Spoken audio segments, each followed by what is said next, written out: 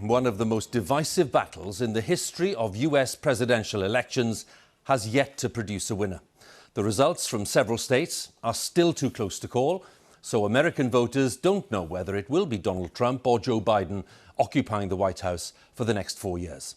President Trump has been widely criticised for claiming victory at an early stage and for questioning the validity of postal votes without producing any evidence. Joe Biden's team say they're confident and that they'll claim victory when the votes have been counted. Well, so far, 43 of the 50 states have declared their results, with the Democratic candidate Joe Biden on 243 votes in the Electoral College and the Republican Donald Trump on 214. The number needed to win overall and to occupy the White House is 270. So we'll have the story of a dramatic and rather volatile 24 hours. We'll be looking at the results to come, and we'll be asking what this election says about the state of US democracy. We're going to start in Washington with our North America editor, Jon Sopel.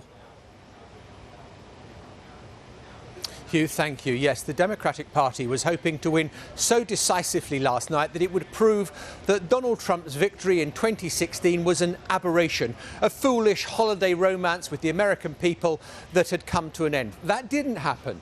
Donald Trump got more votes last night than he did in 2016. But that said, Joe Biden has won more votes than any presidential candidate in history. And at the moment, as things stand, the momentum is shifting towards Joe Biden. The hoopla of election night in the US, and as the polls close, the Democrats are talking bullishly. Joe Biden's on a smooth path to victory. Smooth? What a fantasy that's turned out to be. Donald Trump was performing way better than the polls had predicted, nowhere more so than Florida, the Sunshine State that was once again a black cloud for Democrats. CBS News projects President Trump has won Florida. What is this happening here? But then Fox made a big call for Joe Biden out west. The Fox News decision desk is calling Arizona for Joe Biden. That is a big get. Maybe the 77-year-old could still win. It was clear he thought so, and at just after midnight, he came out and told his supporters this. I'm here to tell you tonight, we believe we're on track to win this election.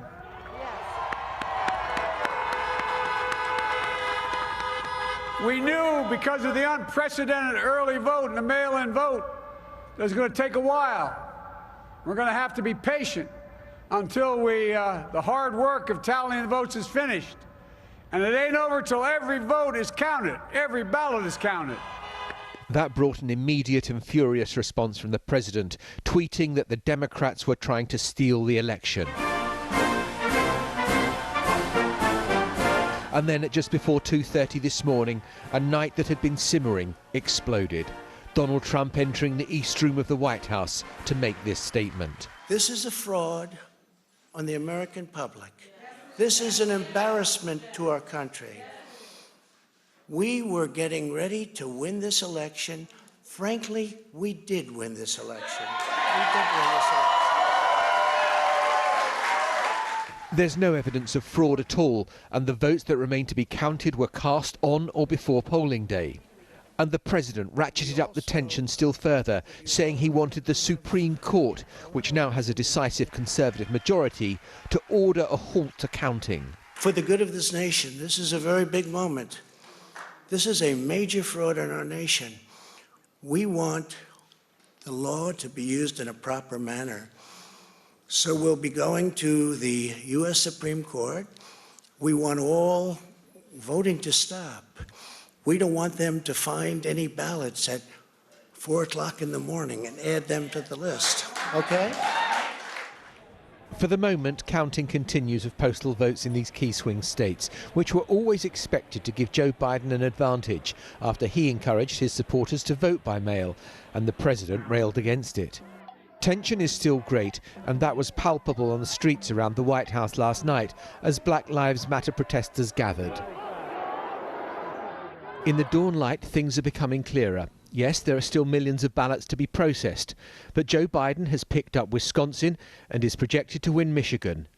No declaration of victory yet, but it wasn't far short. After a long night of counting, it's clear that we're winning enough states to reach 270 electoral votes needed to win the presidency.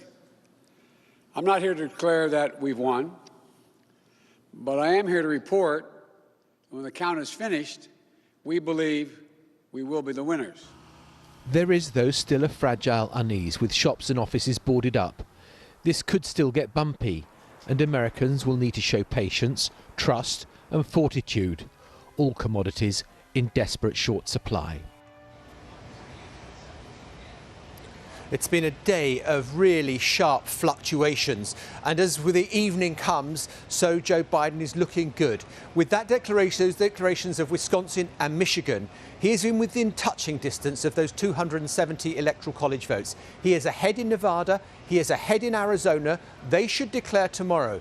If that doesn't change, then Joe Biden will cross the threshold of 270 votes and will claim the presidency. Huw. John, many thanks for now. We'll talk again later about some other aspects of the night, but thanks very much for now. Jon Sopel there for us in Washington. And as we saw in John's report within the past hour, Joe Biden has emerged to deliver his message to the American people, saying he's confident of victory, but not yet formally declaring that he's won. He said people should be patient until every vote had been counted. And as we said, several battleground states have yet to declare. So let's join our North America correspondent Nick Bryant at the Biden campaign headquarters in Wilmington, Delaware. And Nick, what did you make of the tone and the content of Mr. Biden's address a short while ago? It was a conventionally presidential-style speech from a man who now believes he is going to be the next president. The tone so starkly different from Donald Trump's comments at the White House last night, and that was precisely the point. It's been the point of Joe Biden's candidacy throughout this, to present himself as the anti-Trump. Now, he's set out his case. He's won more votes nationally than Donald Trump. That's true, but it's irrelevant in the U.S. electoral system. He's won more votes than any presidential candidate in U.S. history. That is true as well, but again, irrelevant. But crucially, he believes now that he has the votes where it matters.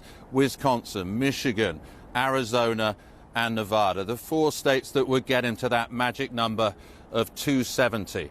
Now, Joe Biden is surrounded by veterans of the Florida recount. And one of the reasons they believe that George W. Bush ended up as the president in 2000 was because he created the narrative early on that he was the true winner, that he was the true president-elect, and that Al Gore did not come up with a counter-narrative that was persuasive enough. They are determined not to let that happen now. This speech was part of that, part of their post-election campaign. Nick, many thanks. Again, Nick Bryant there at the Biden headquarters in Wilmington.